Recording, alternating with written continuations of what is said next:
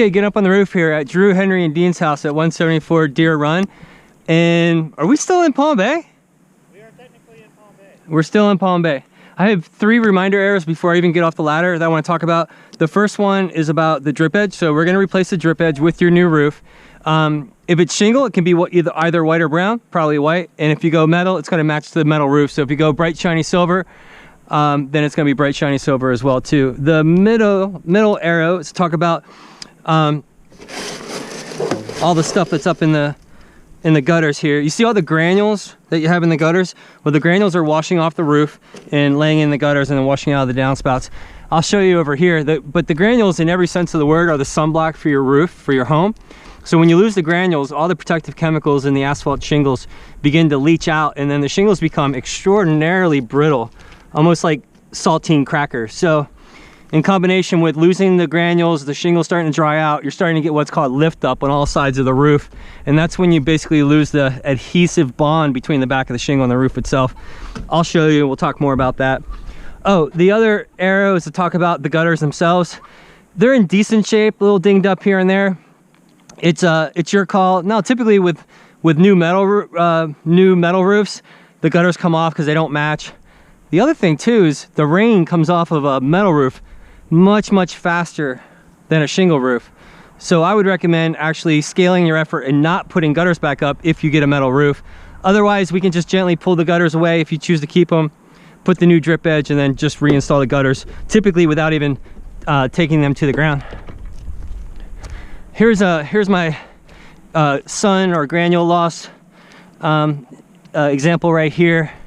Remember I talked about the shingle starting to get really brittle, and this is the lift up. So once you lose this adhesive bond between the back of the shingle and the roof itself, it's not going to sit back down. It's just going to keep flopping around until it eventually breaks off, which is what these lines right here are starting to do. That's why the granules have come off here. Typically it's in a diagonal pattern, just like this. I've essentially walked every side of the roof, and you can see the areas that I marked all the X's. Big roof, I'm not going to show you all the X's or lift up all the X's. We're going to replace all the gooseneck style vents. We're going to reboot all the bathroom vents. We paint them typically like a dark charcoal slate color gray. Looks really good. Got some damaged shingles here, some scars, more of the lift up,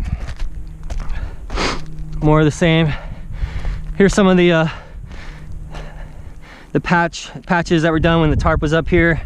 More of the lift up, whole sections like this. So forget about hurricane season. Probably anything over 50 miles an hour, tropical storm, these shingles are going to start to lift and then break off at the hinge. I did notice some softwood up here. No surprise having this extraordinarily tall ridge vent. Usually they're not anywhere near that tall, but oh, I know why. Because you have what's called a hip roof. There's really not much way for this roof to breathe, because you only have this teeny tiny little top. Everything else is closed off. But I have an idea I'm going to talk about when we get over to the off ridge vents around the corner. But you see how soft that is right here? So water has migrated in and down this way a bit. Got to move fast. Here's some more lift up. Here's the dead area that I was talking about. And what I noticed, and hopefully you can see in the GoPro, that I thought this was going to be metal, but it's not. It's almost like a peel and stick. Peel and stick will last for a year, but it's certainly not going to last much longer than that. You can see the felt fibrous material that's already starting to split. It's cracked. I'm not going to touch it too much, but that definitely needs to be replaced way sooner rather than later. Lift up damage, same. All right, let's talk about the off ridge vents.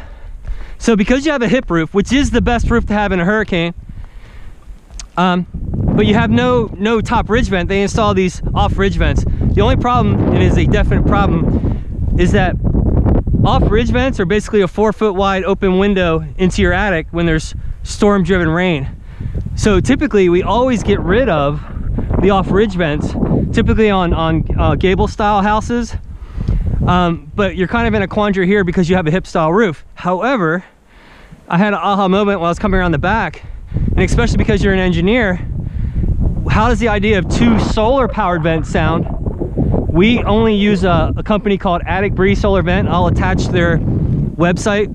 I assume that you, because you're probably an engineer, that you get into a lot of the specs. So I'll attach the website with the spec page. And these things are built like a tank. They're the only Miami-Dade rated solar power vent that's approved for Miami-Dade. And that will allow us, and our cost is $695. So if we do your roof, we can install them at cost. I suggest two because of the size of your house. One will go here. I'll show you the purple box.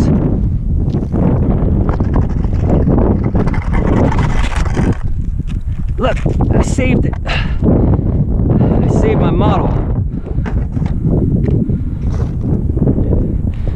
Here's the location of the, hold on to that. Here's the one location of the solar vent. It's an option, you don't have to do it. I would recommend it. For a $1,200 upgrade for 2 solar vents, you'll get an amazing amount of circulation through your attic. And I suggested there being the other one. So kind of like split your house into 2 sections. Each solar vent will ventilate around 3,000 square feet. You probably had 3,000 feet under air, so this is probably more like 4,000 square feet, but we'll do the measurements next. Just an option I wanted to point out to you. And then basically more and more of the same. Damage, lift up. We can remove the old satellite bracket. I'm sure you're probably using the new dish, which is fine. We just need to get it off the roof. Your homework assignment will be a mast mounted request for a dish. And then lastly, another 20 seconds. Let's just talk again how we're gonna redo your roof for you. If you do pick shingles, as a company, we only use CertainTeed Landmark Series shingles. It's the thickest, heaviest shingle out there for the same price as the other companies. This is the shingle that we use because it is definitely the best. Imagine with me real quick, we're gonna remove all the shingles, get down to the bare plywood roof.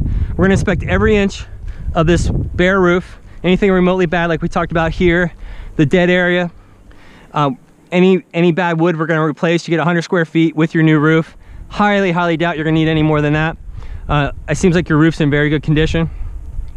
2 of the building code upgrades. The first one is re-nail the roof to code. So we're gonna re-nail the plywood to all the roof trusses. The code says every 6 inches, we go every 4 to 5 inches. So we're gonna double, triple the number of nails holding your plywood to your roof trusses. And then we're gonna install across every inch waterproof barrier or peel and stick. And then we're gonna put either your 30-year shingles or your metal roof on top of that. That's kind of the whole nut. So I'm gonna get down, talk more with the gang. Thanks.